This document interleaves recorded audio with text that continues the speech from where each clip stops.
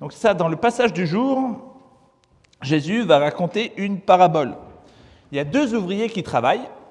L'un commence à l'aube, sous la chaleur, par toute la journée, et l'autre, il arrive à la fin, donc presque à la dernière heure. Et vient le moment du paiement. Et là, le maître fait quelque chose d'inconcevable. Il donne le même salaire aux deux. Donc, ce n'est pas par erreur, hein. C'est parce qu'il le veut, c'était prévu comme cela. Et aussitôt, il y a quelque chose qui vient réagir en nous. Ce n'est pas juste. Et c'est précisément là que Jésus veut nous conduire. Car cette parabole ne raconte pas seulement une histoire de salaire, elle révèle le cœur humain. Elle montre ce qu'il y a souvent dans notre cœur. On se compare, on compte. Et on a du mal à se réjouir quand Dieu est bon avec d'autres que nous. Jésus raconte donc une histoire qui dérange nos calculs pour nous apprendre ceci. Dans le royaume de Dieu, tout ne se mesure pas au mérite. Parce que le Maître est bon, on méritait la mort, et Dieu a fait grâce en nous donnant la vie. Je vous invite à vous lever pour lire les Saintes Écritures, en Matthieu chapitre 19, verset 16, jusqu'au chapitre 20, verset 16. Alors un homme s'approcha et dit à Jésus, « Maître, que dois-je faire de bon pour avoir la vie éternelle ?» Il lui répondit, « Pourquoi m'interroges-tu sur ce qui est bon ? Un seul est bon. Si tu veux entrer dans la vie, observe les commandements. » Lesquels, dit-il ? Et Jésus répondit, « Tu ne commettras pas de meurtre, tu ne commettras pas d'adultère, tu ne diras pas de faux témoignages, tu ne commettras pas de vol, honore ton père et ta mère, et tu aimeras ton prochain comme toi-même. » Le jeune homme lui dit, « J'ai gardé tout cela, que me manque-t-il » Jésus lui dit, « Si tu veux être parfait, va, vends ce que tu possèdes, donne-le aux pauvres, et tu auras un trésor dans les cieux, puis viens et suis-moi. » Après avoir entendu ces paroles, le jeune homme s'en alla tout triste, car il avait de grands biens. Jésus dit à ses disciples, « En vérité, je vous le dis, il est difficile à un riche d'entrer dans le royaume des cieux. Je vous le dis encore, il est plus facile à un chameau de passer par un trou d'aiguille qu'à un riche d'entrer dans le royaume de Dieu. » Les disciples, entendant cela, furent très étonnés et dirent, « Qui peut donc être sauvé ?» Jésus les regarda et leur dit, « Aux hommes cela est impossible, mais à Dieu tout est possible. » Alors Pierre prit la parole et lui dit, « Voici que nous avons tout quitté et que nous t'avons suivi. Qu'en sera-t-il pour nous ?» Jésus leur répondit, « En vérité, je vous le dis, quand le Fils de l'homme, au renouvellement de toutes choses, sera assis sur son trône de gloire, vous de même qui m'avez suivi, vous serez assis sur les 12 trônes et vous jugerez les 12 tribus d'Israël. Et quiconque aura quitté à cause de mon nom maison, frères, sœurs, père, mère, femme, enfants ou terre, recevra beaucoup plus et héritera la vie éternelle. Plusieurs des premiers seront les derniers, et plusieurs des derniers seront les premiers. Car le royaume des cieux est semblable à un maître de maison qui sortit dès le matin afin d'embaucher des ouvriers pour sa vigne. Il se mit d'accord avec les ouvriers pour un denier par jour, et les envoya dans sa vigne. Il sortit vers la 3e heure et vit d'autres qui étaient sur la place sans rien faire et leur dit, « Allez vous aussi à ma vigne, et je vous donnerai ce qui sera juste. » Ils y allèrent. Il sortit de nouveau vers la 6e heure, et puis vers la 9e heure, et il en fit de même. Vers la 11e heure, il sortit encore et trouva d'autres qui se tenaient encore là. Il leur dit, « Pourquoi vous tenez-vous ici toute la journée sans rien faire ?» Ils lui répondirent, « C'est que personne ne nous a embauchés. » Il leur dit, « Allez vous aussi dans la vigne. » Le soir venu, le maître de la vigne dit à son intendant, « Appelle les ouvriers et paye-leur le salaire, en allant des derniers aux premiers. » Ceux de la 11e heure vinrent et reçurent chacun un denier. Les premiers vinrent ensuite, pensant recevoir davantage, mais ils reçurent eux aussi chacun un denier. En le recevant, ils murmurèrent contre le maître de la maison et dirent, « Ces derniers venus n'ont fait qu'une heure et tu les traites à égal de nous. » qui avons supporté le poids du jour et de la chaleur. Il répondit à l'un d'eux, « Mon ami, je ne te fais pas tort. N'as-tu pas été d'accord avec moi pour un denier ? Prends ce qui est à toi et va-t'en. Je veux donner à celui qui est le dernier autant qu'à toi. Ne m'est-il pas permis de faire de mes biens ce que je veux ? Ou vois-tu de mauvais œil que je sois bon ? Ainsi, les derniers seront les premiers et les premiers seront les derniers. » Je vous invite à vous asseoir.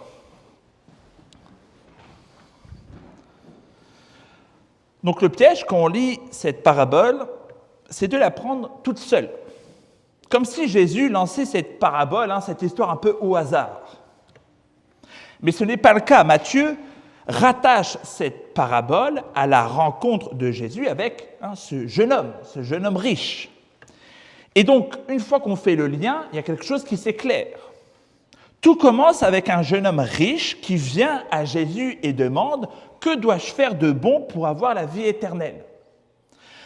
Avant même de parler de ce que l'homme doit faire, Jésus parle de Dieu. Il y en a un qui est bon. Puis Jésus touche le point sensible, il touche l'argent.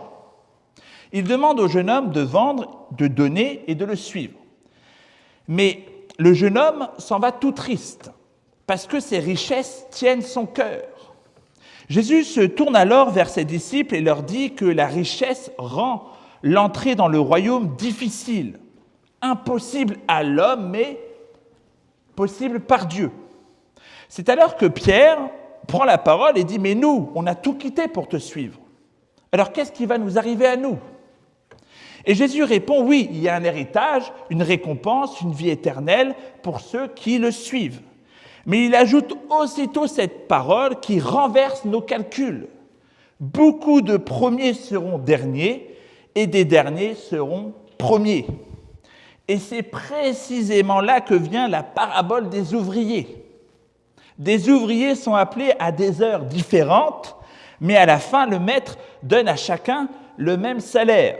Alors Jésus conclut, « Ainsi les derniers seront premiers et les premiers derniers. » Donc le point principal là, du sermon, c'est que la parabole révèle la bonté souveraine de Dieu. Et il démasque notre œil malade quand la grâce ne respecte pas nos calculs. Une justice qui dépasse celle des pharisiens. Donc qu'est-ce qu'il faut comprendre ici dans le texte ? D'abord, Jésus n'abolit pas l'obéissance. Il en révèle le fond. Quand il cite les commandements, au jeune homme riche, il parle sérieusement ici. Personne n'entre dans la vie en vivant tranquillement dans le meurtre, dans l'adultère, dans le vol, dans le mensonge ou dans la dureté de cœur. Le royaume de Dieu n'est pas ouvert à une rébellion ouverte au roi. Mais le point de Jésus va plus loin. Quelle obéissance Jésus demande-t-il ici ? Quelle justice veut-il voir ? Il existe une justice extérieure, la belle tenue, la respectabilité, celle des scribes et des pharisiens. Donc en apparence, on fait les choses comme il faut. Une justice qui consiste surtout à ne pas faire le mal. Mais Jésus appelle ses disciples à une justice plus haute, une justice qui dépasse celle des pharisiens, une justice qui ne se contente pas d'éviter le mal, mais qui fait le bien, qui relève, qui répare. Vous comprenez, on peut ne pas être meurtrier et finalement être bien dans ses affaires, mais on peut aussi aimer la vie. Et donc encourager, bien évidemment, pas simplement le meurtre extérieur, mais également le meurtre de la parole. Il y a quelque chose que Jésus-Christ veut aller plus loin que la justice des pharisiens. Donc c'est exactement la logique que nous avions vue au Sermon sur la montagne. Pas simplement éviter son ennemi, mais l'aimer. Pas simplement éviter le mal, mais faire le bien, aimer le bien. Et Matthieu 5 avait dit « Si votre justice ne surpasse celle des scribes et des pharisiens, vous n'entrerez point dans le royaume des cieux. » Autrement dit, la justice du Père n'est pas minimale. La justice de notre roi, elle n'est pas froide. Elle déborde, elle crée, elle répare. Et c'est cette justice-là que Jésus met devant le jeune homme riche. Donc Jésus va mettre le doigt sur l'idole du cœur. Le problème de cet homme n'est pas seulement qu'il a de l'argent. Ce n'est pas un problème d'avoir de l'argent. Le problème, c'est que son argent tient son cœur. Voilà pourquoi Jésus va droit au but. « Vends, donne, puis suis-moi ». Donc, il ne dit pas cela parce que la pauvreté serait automatiquement plus sainte que le fait d'avoir des biens. Il dit ça parce que chez cet homme-là, la richesse est devenue un maître. La richesse promet la sécurité, elle promet la force, elle promet une forme de toute puissance. Elle donne l'impression qu'avec assez d'argent, on peut s'acheter, tout régler et tout contrôler. On le voit un petit peu avec les affaires Einstein. On voit qu'ils avaient beaucoup d'argent, mais leur cœur était pourri.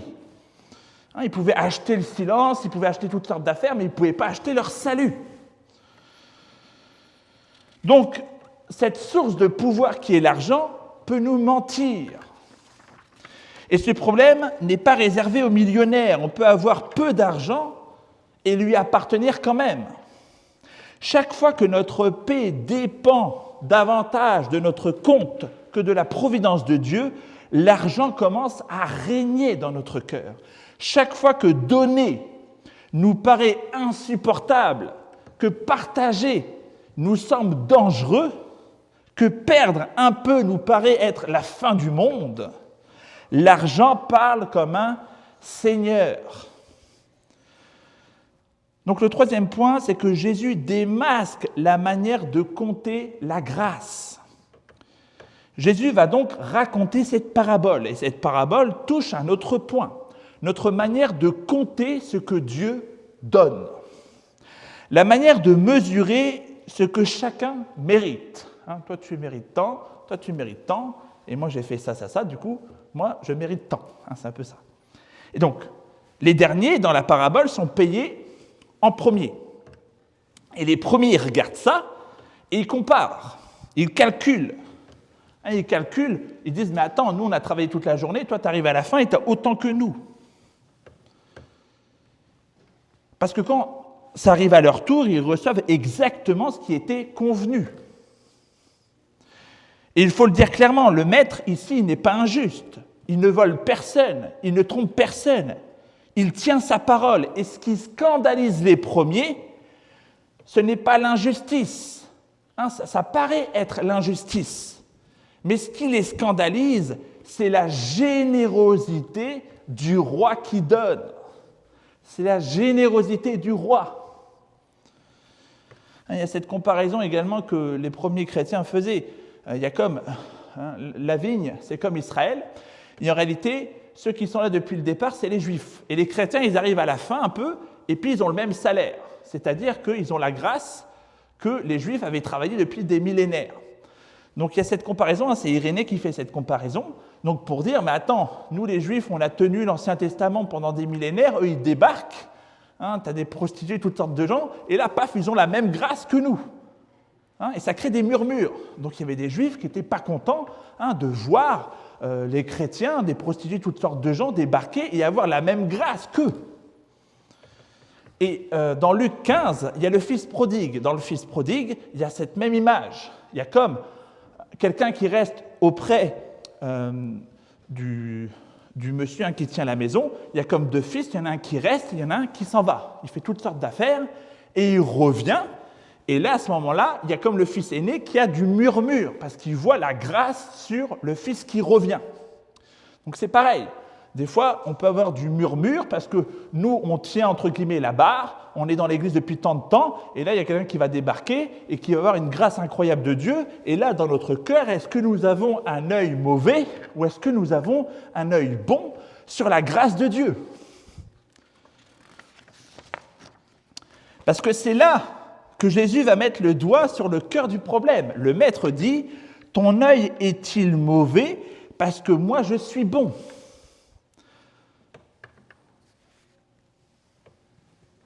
Voilà le point. Elle se pose très concrètement. Elle se pose quand un autre reçoit une reconnaissance que tu espérais. Quand quelqu'un arrive depuis peu dans l'Église et semble déjà porter du fruit. Quand un converti de dernière minute est accueilli avec la même joie qu'un croyant fidèle depuis des années.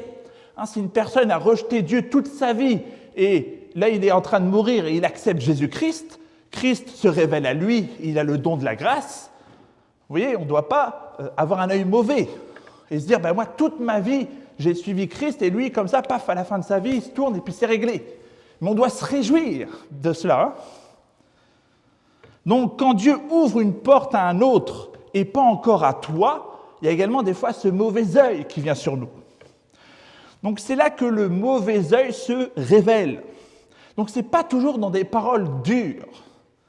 C'est souvent par une petite froideur, une comparaison intérieure, une joie qui se retire devant l'action de Dieu. Dieu fait une action bonne, et il y a comme nous notre joie qui se retire, comme le fils prodigue, comme ces premiers ouvriers qui voient les derniers ouvriers avoir la même grâce qu'eux. Et là encore, le sermon sur la montagne revient, parce qu'en Matthieu 6, Jésus avait déjà parlé du trésor, du cœur et des 2 maîtres, et du mauvais œil. Le jeune homme riche montre ce qu'est un cœur retenu par son trésor. Les premiers ouvriers montrent ce qu'est qu'un mauvais œil devant la bonté du maître. Donc le problème n'est pas seulement économique ici, il est spirituel. Le cœur veut posséder, et quand il ne peut pas posséder davantage, il perd sa joie. Ainsi Jésus montre 2 maladies du cœur dans un seul passage. Chez le jeune homme riche, l'attachement idolâtre à la richesse. Chez les premiers ouvriers, l'orgueil un peu jaloux qui supporte mal la bonté de Dieu. Et si nous voulons savoir si ce texte nous atteint vraiment, il nous faut nous poser 2 questions. Qu'est-ce que j'ai du mal à lâcher quand Jésus dit « suis-moi » ? Est-ce que c'est mon argent? Est-ce que c'est ma sécurité, mon confort, mon image? Et qu'est-ce que j'ai du mal à voir chez les autres sans me comparer? Est-ce que c'est leur fruit? Est-ce que c'est leur persévérance? Est-ce que c'est leur place? Est-ce que c'est les dons que Dieu accorde? Nous sommes une église, donc il y a différents dons dans l'église. Et on doit se réjouir quand Dieu donne un don spécifique à quelqu'un. Plutôt que de le jalouser, on doit remercier Dieu et découvrir le don que Dieu t'a donné toi-même dans ta vie. C'est comme ça qu'on crée un halo de grâce. Tout le monde se bénit mutuellement. Et on n'est pas dans un cadre où tout le monde se jalouse mutuellement. Donc le remède, c'est sortir de nos calculs pour entrer dans la bonté du Maître. Changer ce mauvais œil en bon œil vis-à-vis de son prochain. Donc il y a quelques objections que j'aimerais voir ici, et la première est simple. Dieu, il est injuste. Eh bien non, le maître ne vole personne dans cette parabole. Les premiers ouvriers reçoivent exactement ce qui était convenu. Le scandale n'est pas l'injustice, comme je l'ai dit, le scandale, c'est la générosité du maître. Il ne supporte pas que le maître soit généreux avec d'autres. La deuxième objection est dans l'obéissance. Donc l'obéissance ne compte pas. Mais non plus Jésus n'ouvre pas la porte à une vie inchangée. Quand une prostituée se tourne vers Jésus-Christ, on n'est pas en train de glorifier toute sa vie qu'elle a eue avant. On se réjouit du fait qu'elle ait changé de vie, mais on n'est pas en train de l'encourager à retrouver cette vie-là. Mais l'obéissance dont parle Jésus-Christ, ce n'est pas non plus un petit moralisme de façade. Ce n'est pas simplement éviter le mal. C'est la justice du royaume, la justice du Père, une justice qui ressemble à Jésus-Christ et qui nous amène à faire le bien, à aimer le bien.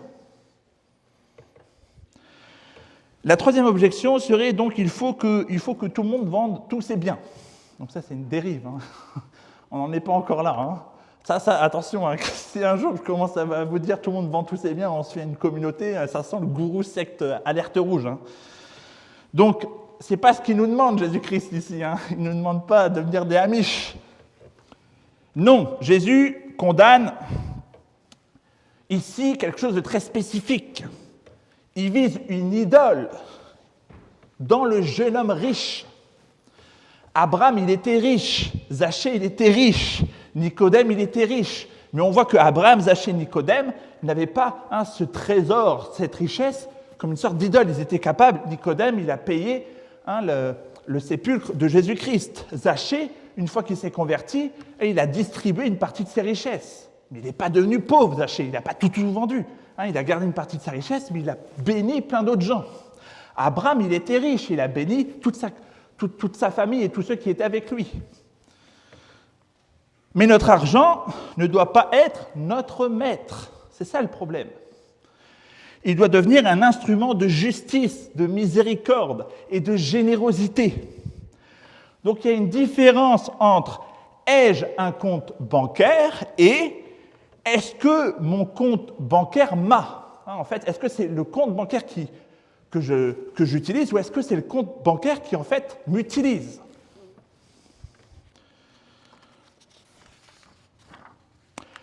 Donc cette parabole, enfin du moins la dernière petite objection qui est importante parce que ça donne aussi une petite couleur que j'avais donnée à un moment donné dans la prédication, cette parabole porte-t-elle seulement sur moi, sur ma conversion et sur mon cœur ?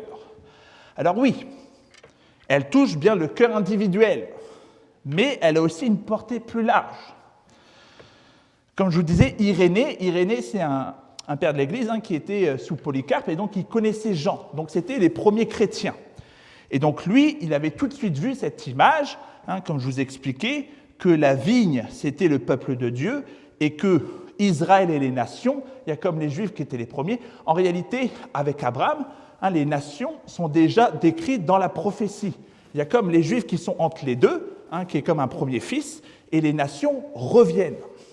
Donc nous sommes des nations, et nous avons obtenu une grâce spéciale, et que des fois, des Juifs voudraient comme avoir ce murmure vis-à-vis de nous.